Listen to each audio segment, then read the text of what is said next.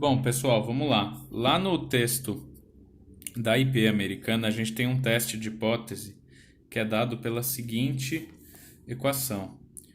Nossa média, se a região estiver contaminada, ela vai apresentar um valor maior ou igual a um determinado cleanup standard, que seria um padrão legal aplicável. Caso ela não esteja contaminada, a média não contaminada μ1 seria menor que esse cleanup standard. Então vamos partir desse tipo de informação aqui, tudo bem? Nesse exemplo específico, a gente pode traçar a média contaminada como um μ0, tá aqui. A gente tem um valor crítico, um x barra crítico. Lembrando que a partir desse x barra crítico, um valor de média amostral que cai aqui vai rejeitar a hipótese nula. Quando eu rejeito a hipótese nula, eu vou falar, bom, essa amostra aqui essa amostra não provém dessa população contaminada, ela provém de uma outra população que possui média μ1 e não está contaminada. Agora, a chance de eu estar errado, ou seja, a chance de cair para cá e eu falar, olha, ela não pertence a μ0, mas na verdade pertencer, é alfa, significância. O análogo disso vai ser quando eu não rejeitar a hipótese nula, ou seja, uma amostra cair por aqui, e eu falar assim, bom, eu não rejeito H0, mas na verdade os dados provêm de uma população como essa da curva em vermelho.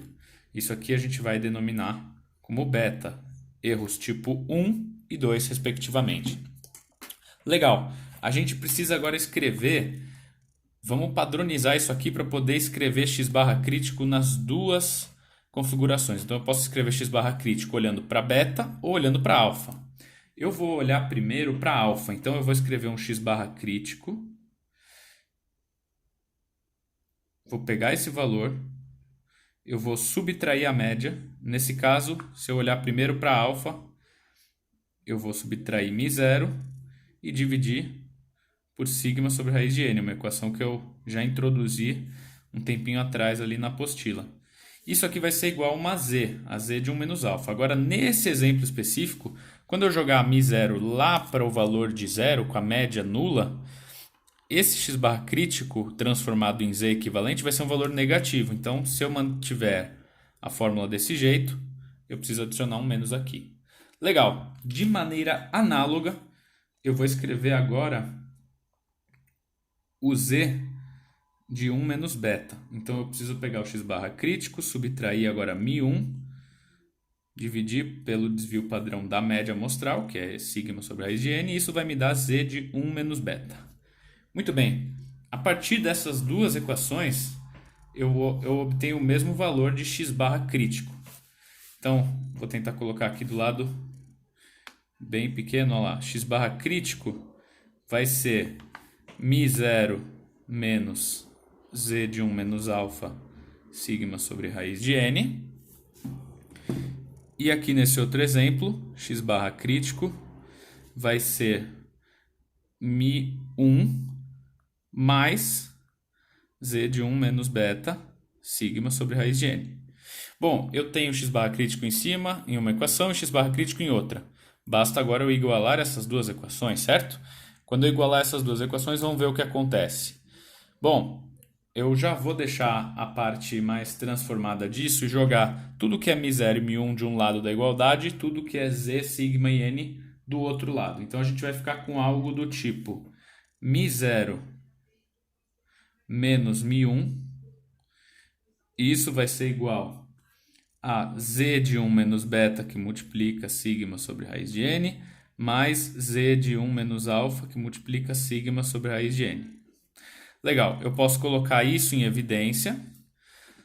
Nesse exemplo, vamos colocar então μ0 menos μ1 vai ser igual a sigma sobre raiz de n, que multiplica a soma dessas duas variáveis padrões, 1 menos alfa, 1 menos beta, normal padrão. E agora, nosso objetivo aqui é descobrir o dimensionamento de amostra. Então, a gente quer descobrir um n a partir disso. Então, além de jogar esse n aqui para cima, eu vou pegar toda a equação e elevar tudo ao quadrado. A gente vai chegar em algo do tipo n vai ser igual sigma ao quadrado, que vai multiplicar o seguinte termo, z de 1 mais 1 menos alfa mais z de 1 menos beta, dividido por μ0 menos μ1, tudo isto ao quadrado. Bom, a gente está a um passo de chegar na equação da EPA. O que falta agora? Esse é o caso em que a gente tem uma hipótese nula em que o μ0 é maior ou igual ao cleanup standard, ao nosso padrão legal aplicável. Estando aqui, o valor mínimo para μ0, que a gente já considera uma região contaminada, vai ser justamente μ0 igual a CS.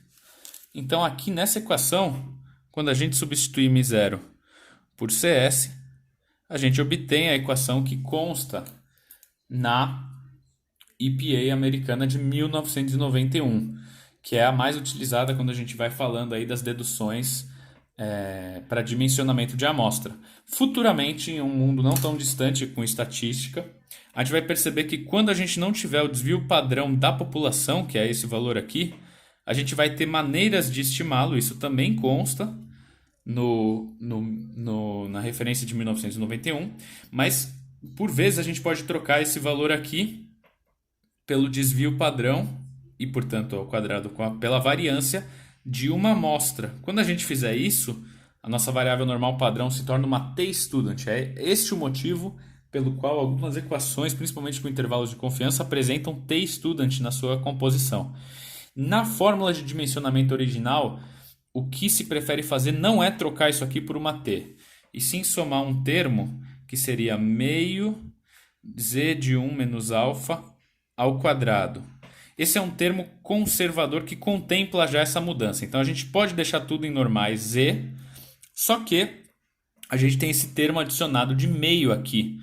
Por que isso? Porque isso aqui, este valor, sempre vai acrescer elementos para a nossa amostra. Então ele sempre age de acordo com a favor da segurança, no caso. Se a gente trocasse isso para uma t-student, ela dependeria do número de graus de liberdade, que é o número de informações que você tem, algumas coisas mais complicadas nesse sentido. Então, se você já analisar referências da EPA 2000, por exemplo, guia técnico do Software Pro CL, ou EPA 2002, se eu não me engano, eles referenciam como B, que é justamente um guia para dimensionamento de planos de amostragem, né? Você vai ver que é uma equação desse tipo que aparece lá. Cada termo a gente explica, e talvez a parte mais diferente que fuja um pouco da estatística clássica é como determinar ou como estimar μ1.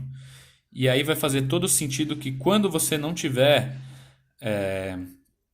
alguma ideia sobre o valor de μ1, eles justamente vão utilizar curvas que chamam curvas de poder, que estão relacionados muito a esse erro do tipo 2 beta. Então, eu acho que é assim que a gente pode fechar, talvez, tudo que foi visto na apostila, pelo menos para um nível técnico um pouco mais elevado, para a gente discutir esse tipo de equação e de onde que ela veio, dominar os conceitos que estão por trás dela, até mesmo para questionar as hipóteses dos modelos estatísticos que a gente utiliza. Bom, eu sou o Thiago Marum, qualquer dúvida, sintam-se livres para me mandar e-mail e estamos aí para ajudar. Obrigado.